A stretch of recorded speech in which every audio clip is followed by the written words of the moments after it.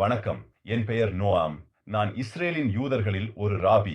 யூதர் என்பது யூதா குலத்தினரின் ஒரு பகுதி. இது இஸ்ரேல் மக்களின் ஒரு குலமாகும். நாம் உலகளாவிய 7 சட்டங்கள், நோவின் 7 சட்டங்கள் பற்றி பேசலாம்.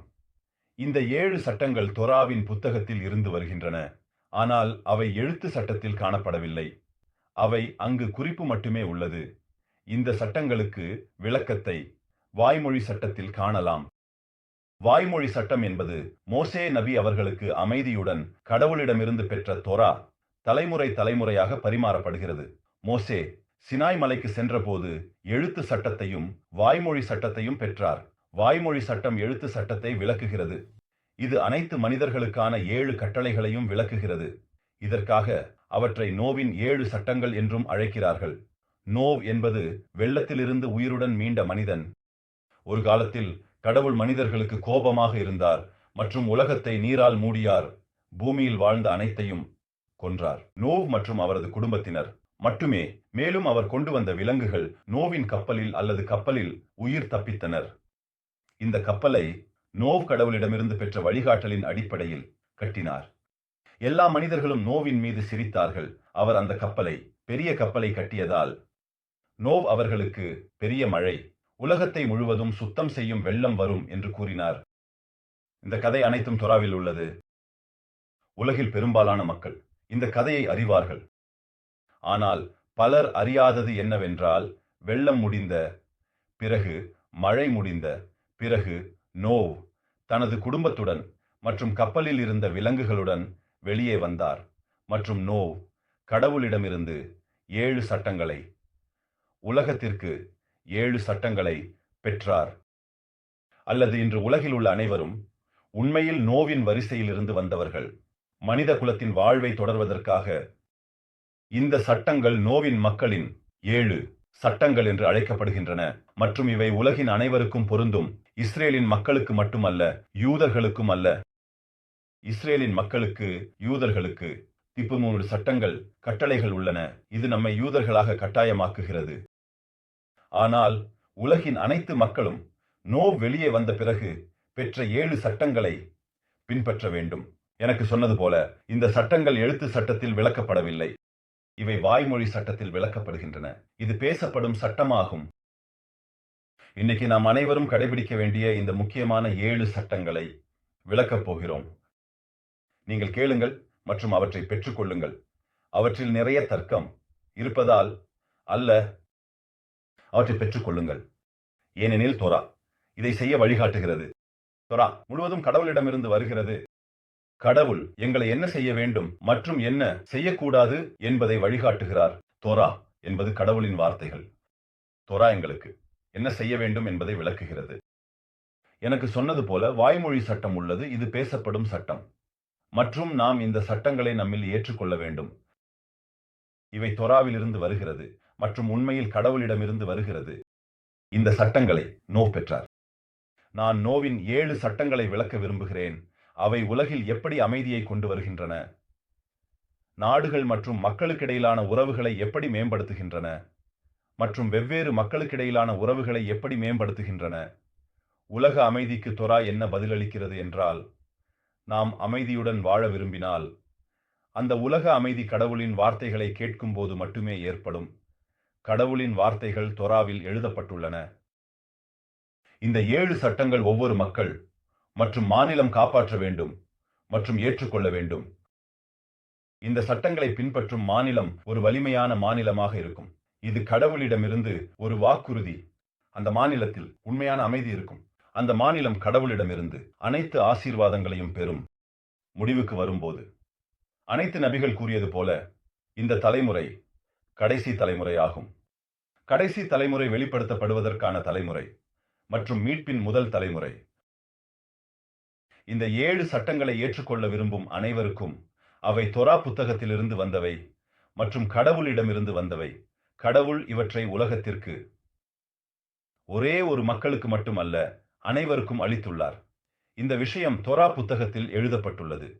இந்த சட்டங்களை கடைபிடிக்கும் அனைவருக்கும் மீட்பில் ஒரு பங்கு உண்டு. முழுமையான மீட்பு. மீட்பு மிகவும் விரைவில் வரும்.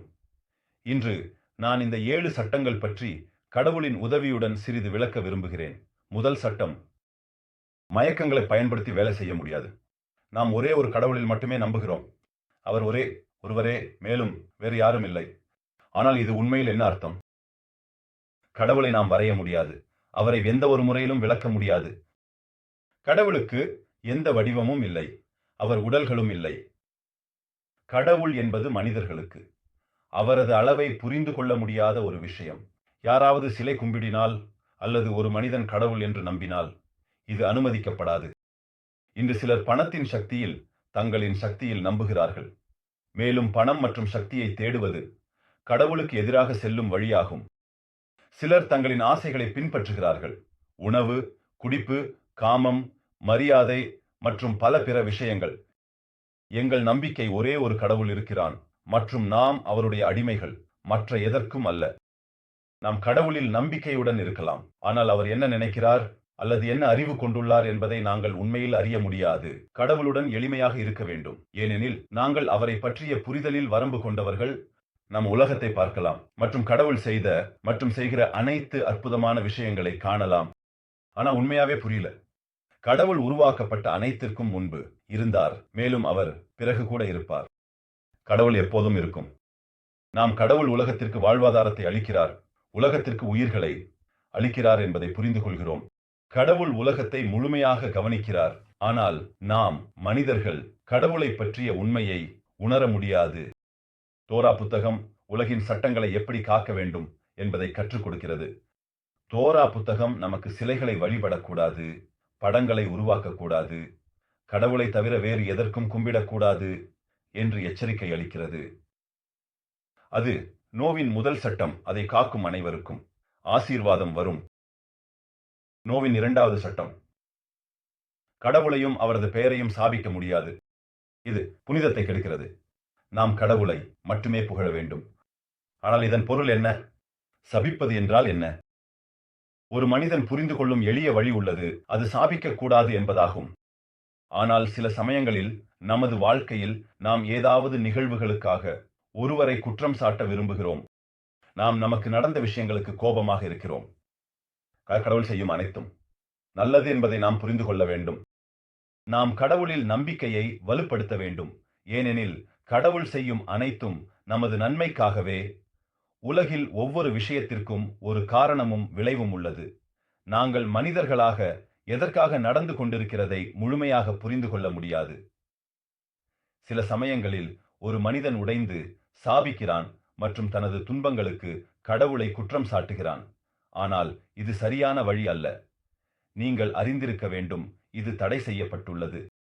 மற்றும் கடவுள் உலகத்தை கருணையுடன் வழி நடத்துகிறார். இதனால் இறுதியில் நாம் அனைவரும் சரியான மற்றும் நல்லவர்களாக மாறுவோம். இரண்டாவது சட்டத்தில் மேலும் ஒரு விஷயம், நாம் கடவுளின் பேரில் மனிதர்களை சாபிக்க கூடாது, அதற்காக அவரது பெயரை பயன்படுத்தக்கூடாது. மூன்றாவது சட்டம், கொலை செய்யக்கூடாது மற்றும் மற்றவர்களின் வாழ்க்கையை மதிக்க வேண்டும். அவர் வேறு நாட்டிலிருந்து அல்லது வேறு குலத்திலிருந்து வந்தாலும் நாங்கள் கொலை செய்பவர்களை பார்க்கிறோம். இது கடவுளின் பார்வையில் மிகவும் மோசமானது. தோரா புத்தகம் மற்றொரு மனிதனின் வாழ்க்கையை எடுக்கக்கூடாது என்று நமக்கு கட்டளை அளிக்கிறது. இந்த சட்டம் கடவுளின் 10 கட்டளைகளில் ஒன்றாக சினாய் மலைக்கு வந்தபோது இஸ்ரேலின் மக்களுக்கு கூறப்பட்டது. இது ஒவ்வொருவரும் எளிதாக புரிந்து கொள்ளக்கூடிய சட்டமாகும், அதிக விளக்கங்கள் இல்லாமல். ஆனால் முக்கியமான விஷயம், இந்த சட்டத்தை பின்பற்றுவது அது எனக்கு சரியானதாக தோன்றுவதற்காக அல்ல. நாளை அது எனக்கு சரியானதாக தோன்றலாம். ஆனால் இந்த சட்டம் கடவுளிடமிருந்து வந்த சட்டம் என்பதற்காகவே. தோரா புத்தகத்தில் எழுதப்பட்ட சட்டம். நான் இங்கு யுத்தம் பற்றி பேசவில்லை. யாராவது உங்களை கொல்ல வந்தால் நீங்கள் அவரை கொல்லலாம், அல்லது நீங்கள் உங்கள் பாதுகாப்புக்காக அல்லது மற்றவர்களை பாதுகாக்கலாம். எடுத்துக்காட்டாக, பயங்கரவாதிகள் தாக்குதல் செய்தால் ஒருவரையும் கொல்லக்கூடாது. யாராவது ஏதாவது செய்கிறாரானால் அவரை நீதிமன்றத்திற்கு அழைத்துச் செல்லுங்கள். நீதிமன்றம் அவரை கையாளும். நீங்கள் நீதிபதியாக வேண்டும் என்று முடிவெடுக்கக்கூடாது. மேலும் உங்கள் வாழ்க்கையை எடுத்துக்கொண்டு தற்கொலை செய்வது கூட தடை செய்யப்பட்டுள்ளது. யாருக்கும் மற்றொருவரின் வாழ்க்கையை எடுக்க உரிமை இல்லை. அவருடைய வாழ்க்கையை கூட. மற்றவர்களை பாதிக்காதீர்கள் மற்றும் உங்கள் சொந்தத்தை பாதிக்காதீர்கள். இங்கு 4வது சட்டம், அனுமதிக்கப்படாத உறவுகள். ஒவ்வொரு மனிதனும் திருமணத்தை மதிக்க வேண்டும். கணவனையும் கணவன் மனைவியையும் நேசிக்க வேண்டும். திருமணம் ஒரு புனிதமான விஷயம். திருமணத்திற்கு வெளியே பாலியல் உறவுகளை நடத்தக்கூடாது. ஒரு ஆண் மற்றும் ஆணுக்கு அல்லது ஒரு பெண் மற்றும் பெண்ணுக்கு இடையில் பாலியல் உறவுகள் நடத்தக்கூடாது. குடும்பத்தில் பாலியல் உறவுகள் நடத்தக்கூடாது. அதாவது சகோதரன் அல்லது சகோதரி, தாய், தந்தை, மகன், மகள் ஆகியோருடன். இது மிகவும் மோசமானது. திருமணமான பெண்களுடன் அல்லது திருமணமான ஆண்களுடன் பாலியல் உறவுகளை நடத்தக்கூடாது. மிருகங்களுடன் பாலியல் உறவுகளை நடத்தக்கூடாது. இந்த அனைத்தும் தோரா புத்தகம் அனுமதிக்காத விஷயங்கள். நாம் தோரா புத்தகத்தை மதிக்க வேண்டும். தோரா நமக்கு திருமணமான ஆண் மற்றும் பெண்ணுக்கு இடையிலான சரியான உறவுகளை விளக்குகிறது. இதுதான் சரியான அமைப்பு. நீங்கள் இந்த சட்டங்களை மதிக்காத நாடுகள் மற்றும் மக்கள் அவர்களுடைய அனைத்து ஆசீர்வாதங்களையும் இழக்கிறார்கள் என்பதை நீங்கள் உங்கள் கண்களால் காணலாம். அவங்களுக்கு போர்கள் மற்றும் பல பிரச்சனைகள் உள்ளன. இந்த பிரச்சனைகள் ஏற்படுவதற்கான காரணம் இந்த சட்டங்களை பின்பற்றாததுதான். இந்த சட்டம் அடிப்படையானது என்பதை நீங்கள் எவ்வளவு முக்கியமாக புரிந்து கொள்ள வேண்டும். இது இருக்க வேண்டிய வழி, கடவுளின் வழி. நோவின் 5வது சட்டம். யாருடைய சொத்தையும் திருடக்கூடாது. அனைவரின் சொத்துக்களை மதிக்க வேண்டும். ஏதாவது எங்களுக்கு சொந்தமாக இருந்தால் அதை மற்றொருவருக்கு தரலாம், அதை விற்கலாம் மற்றும் எதற்காக வேண்டுமானாலும் பயன்படுத்தலாம். ஏனெனில் அது எங்களுக்கு சொந்தமாக உள்ளது. நாம் யாரிடமிருந்தும் அனுமதி இல்லாமல் எதையும் எடுக்க முடியாது. இது போன்றது திருட்டு என்று அழைக்கப்படுகிறது. தோரா புத்தகம் நமக்கு திருடக்கூடாது என்று கட்டளையிடுகிறது. இந்த சட்டத்தில் மனிதர்களாகிய நமக்கு நிறைய தர்க்கம் உள்ளது. இந்த சட்டம் குரல் கட்டளைகளில் உள்ளதாகவும் உள்ளது.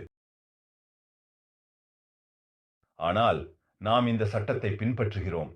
ஏனெனில் இது தோரா புத்தகத்தில் கடவுள் நமக்கு கொடுத்த சட்டம் மற்றும் நமக்கு சொந்தமில்லாதவற்றை எடுக்கக்கூடாது. இது மிகவும் சிறியதாக இருக்கலாம். நாம் அதற்கு எந்த முக்கியத்துவமும் இல்லை என்று நினைக்கிறோம். அல்லது யாரும் நீண்ட காலமாக பயன்படுத்தாத ஒரு பொருள் கூட இருக்கலாம். ஆனால் நாம் அதை பயன்படுத்த அனுமதி கேட்க வேண்டும். உதாரணமாக ஒரு பென்சில்.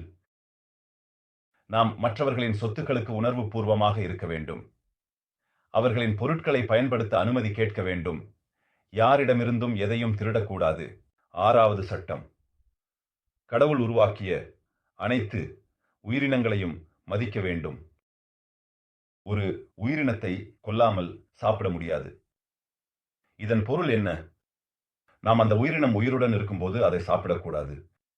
ஒரு உயிரினத்தின் உடலிலிருந்து அதன் உறுப்புகளை எடுக்கவும் அதை சாப்பிடவும் முடியாது. கடவுள் நமக்கு ஒரு உயிரினத்தை கொல்லவும் அதை சாப்பிடவும் அனுமதித்தார். கடவுள் மழை பிறகு நமக்கு உயிரினங்களை சாப்பிட அனுமதித்தார். மழைக்கு முன்பு, பெரிய மழைக்கு முன்பு மனிதர்களுக்கு உயிரினங்களை சாப்பிட அனுமதிக்கப்படவில்லை. மேலும் அவர்கள் அனைவரும் சைவ உணவு உண்பவர்கள். துறவியின் புத்தகத்தின்படி நாம் அந்த உயிரினத்தை சாப்பிடுவதற்கு முன்பு அதை கொல்லும் ஒரு வழி உள்ளது. நீ இஸ்ரேலின் மகனாக இருந்தால் நீ இந்த வழியை பின்பற்ற வேண்டும். ஆனால் நீ இஸ்ரேலின் மகனாக இல்லை எனில் நீ அந்த உயிரினத்தை சாப்பிடுவதற்கு முன் அதை கொல்ல வேண்டும். மேலும் ஒரு விஷயம், உயிருடன் இருக்கும்போது அந்த உயிரினத்தை சமைக்க முடியாது. சமைப்பதற்கு முன்பு அது முழுமையாக இறந்து விடவில்லை என்றால் நீங்கள் கொடூரமாக நடந்து கொண்டு அதை சாப்பிடக்கூடாது. 7வது சட்டம். விதிகளின் அமைப்பு. ஒவ்வொரு மக்கள், நாடு அல்லது குலத்திற்கும் சட்டங்கள் அமைப்பு தேவை. கடவுள் கூறுகிறார், ஒவ்வொரு மக்களும் அவர்கள் வாழ்வதற்கான சட்டங்கள் அமைக்க வேண்டும். தெளிவான சட்டங்கள் இல்லையெனில் உலகில் நிறைய குற்றங்கள் இருக்கும், நிறைய போர்கள் இருக்கும், நிறைய துக்கம், நிறைய கவலையும் இருக்கும். ஒவ்வொருவரும் அவர்கள் விரும்புவதை செய்ய வேண்டும். ஒவ்வொரு நாடிலும் சட்டங்கள் அமைப்பு இருக்க வேண்டும். சட்டங்கள் அமைப்பு நல்லதாக இருக்க வேண்டும். மக்கள் மீது அன்பும் பாதுகாப்பும் கொண்டதாக இருக்க வேண்டும். மக்கள் சட்டத்தை பாதுகாக்க வேண்டும். இது நோயின் 7 சட்டங்களில் இன்னொரு சட்டம். நாம் இதை பாதுகாக்க வேண்டும். உலகில் உண்மையான அமைதி இருக்க வேண்டும் என்றால் நாம் கடவுள் எங்களை என்ன சொல்லுகிறாரோ அதை கேட்க வேண்டும். கடவுள் எங்களுக்கு சொல்கிறார், நாம் சமூகமாக ஒருவருக்கொருவர் நல்ல முறையில் நடிக்க வேண்டும். இது நாம் பாதுகாக்க வேண்டிய அடிப்படையான விஷயங்களில் ஒன்றாகும். ஒவ்வொருவரும் கடவுள் எங்களை காதலிக்கிறான் என்பதை நினைவில் கொள்ள வேண்டும். அதனால் அவர் நமக்கு நல்ல மனிதர்களாக இருக்க என்ன விதிகள் கொடுத்துள்ளார். நாம் இதை நினைவில் கொள்ள வேண்டும். நாம் இந்த சட்டங்களை பாதுகாக்கும் போது அவற்றை பாதுகாக்கிறோம் என்பதற்காக அல்ல. அது நமக்கு பொருத்தமாக தோன்றுகிறது. நாம் அவற்றை பாதுகாக்கிறோம். ஏனெனில் கடவுள் இதை விரும்புகிறார் மற்றும் நாம் கடவுளின் விருப்பத்தை செய்கிறோம். கடவுள் எங்களுக்கு இதை பற்றி கூறுகிறார், இதை பற்றி எங்களுக்கு சொல்லுகிறார், எங்களை கட்டளையிடுகிறார். கடவுள் எங்களுக்கு இதை புத்தகத்தில் சொல்கிறார். எனவே இவை நோவாவின் சட்டங்கள். உலகில் உள்ள ஒவ்வொரு மனிதனும் இந்த சட்டங்களை பாதுகாக்க வேண்டும். கடவுள் நோய்க்கு கொடுத்த சட்டங்கள் இவை. அவர் பெரிய கப்பலிலிருந்து வெளியே வந்த பிறகு அதை ஹெப்ரூவில் தைப் என்று அழைக்கிறார்கள். அங்கு நோய் தனது குடும்பத்தினரை காப்பாற்றி மனித இனத்தை தொடர்ந்தார். பெரிய மழை, வெள்ளம் மண்ணில் இருந்த அனைத்தையும் அழித்தது.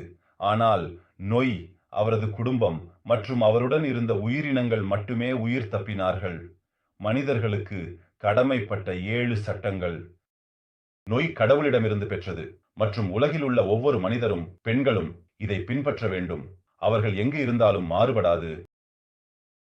உங்கள் உலகில் உண்மையான அமைதி வேண்டுமா? நீங்கள் உங்கள் நண்பர்களுடன் உண்மையான அமைதியை விரும்புகிறீர்களா? உங்கள் அயலவர்களுடன் உண்மையான அமைதி, மற்றொரு நாட்டுடன். இந்த சட்டங்களை பாதுகாக்க ஆரம்பிக்கவும். கடவுள் எங்களுக்காக மட்டுமே நல்லதை விரும்புகிறார். மிக்க நன்றி மற்றும் வணக்கம்.